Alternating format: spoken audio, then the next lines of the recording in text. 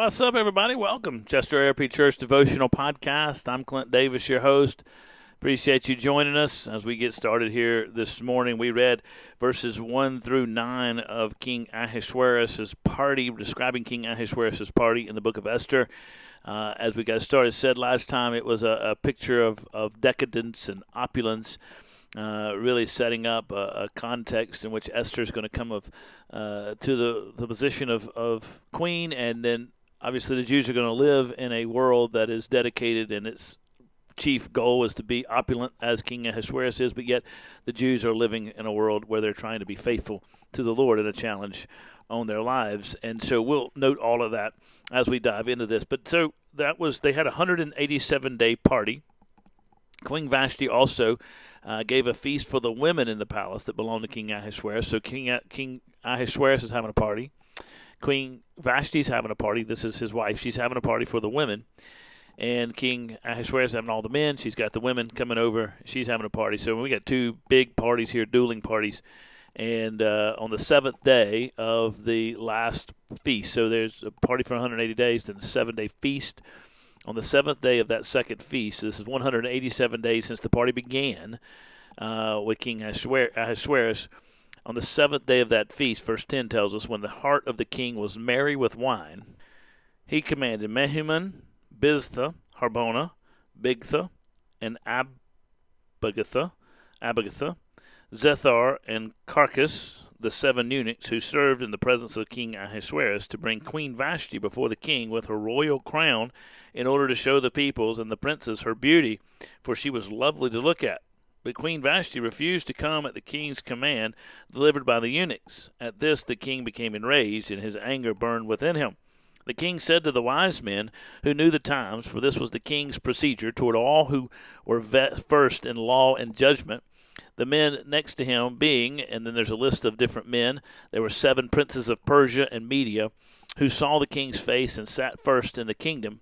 And according to the law, what is to be done to Queen Vashti, he said, because she has not performed the command of King Ahasuerus delivered by the eunuchs. Then Memucan said in the presence of the king and the officials, not only against the king has Queen Vashti done wrong, but also against all the officials and all the peoples who are in the provinces of King Ahasuerus.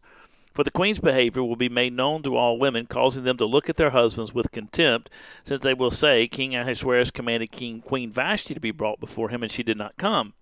This very day the noble women of Persia and Media who have heard the queen's behavior will say the same to all the king's officials, and there will be contempt and wrath and plenty.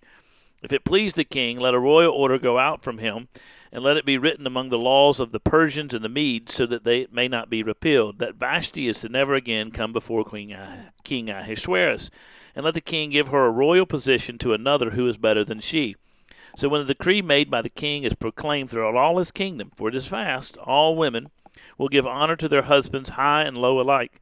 This advice pleased the king and the princes, and the king did as Memucan proposed. He sent letters to all the royal provinces, to every province in its own script, and to every people in its own language, that every man be master in his own household, and speak according to the language of his people. Now let's stop right here. There are 2 women who become prominent figures in this story. Queen Vashti becomes a prominent figure here in chapter 1. She is replaced at the beginning of chapter 2 when Esther is chosen queen. But this story, in my opinion, in some ways in the modern world as I read it in 2025, is a story of 2 heroines. One is Queen Vashti and one is Queen Esther. Now, Queen Esther will get the publicity from this point forward, really from chapter 2 onward. But before we get to Queen Esther in chapter 2, let's talk about Queen Vashti for a moment. Now, Queen Vashti's had a party for the women. And she is there on the 7th day, the last day of this big grand party that the king has been carrying on and on and on. No one's been told no, they can't have too much to drink. When his heart's merry with wine, he says to the eunuchs, hey, look, go get Queen Vashti. I want to bring her in here, and I want to show her off to everybody how beautiful she is. I want her to wear a royal crown. Now, we don't know what that means. We don't know. Some commentators say that she's to wear a royal crown and nothing else. Some say that she's to come in her royal robes, dressed up in her royal crown. He wants to show her off, for she is beautiful to look at. Whatever the case is, we don't really know how she is to appear, whether it's in no clothes or some manner of different dress or in her full regalia. We don't know, but we know this. Queen Vashti says, I'm not doing that. You are not going to put me on a meat market. You are not going to objectify me. No, sir, to use modern language. I'm not coming. I'm not going to do that. I'm not going to go in there for you to ogle at me and for your friends to ogle at me while you're all drunk. Sorry, not going to do that. Perhaps, probably, she's already been down this road before. And she's probably said, a line has been drawn. I'm not doing it. I told you I wasn't going to do it anymore. I'm not coming. And the king is not happy. He's not happy at all. But let's pause for a second and think Queen Vashti is a heroine, because Queen Vashti says, no, I've had enough. I've had enough. I'm not coming in there and be put on display. In a modern world, good for you, Queen Vashti. Let's all applaud her. She's doing a great thing here. She's standing up for herself. That upsets King Ahasuerus and also everybody else. All the other men of his court, they're all drunk. They all had way too much going on. They have all given over to their own sense of greatness and their opulence. They think they can have whatever they want, whenever they want, whoever they want. And so they have decided that if Queen Vashti is able to do this, then the word's going to get out, and all their wives and all the women of the community and all the women of the kingdom are going to treat their husbands the same way Queen Vashti treated her husband. Now, we would look at that and say, Queen Vashti did the right thing. And women shouldn't be treated as pieces of meat to their husbands. They should be given an opportunity to be recognized for the fact that they are human beings and they have intelligence and that they are dignified, right? But in those days, those men said, we want to control these women. This is a virtue of the world. Men who have a lot of money, who have a lot of resources, have a lot of power, get to do whatever they want to do. And they don't care who stands in their way. And it still happens today. We still wrestle with it in our society. One of the things that the church does, one of the things that the Judeo-Christian perspective does at the instruction of God, is provide dignity for our women and provide equality for our women. Equal in the eyes of the Lord, equal in their creative genius of God. Different roles, but equal. That's something that the world doesn't give to women. And in this particular case, Queen Vashti says, I'm taking back my dignity. She's a hero.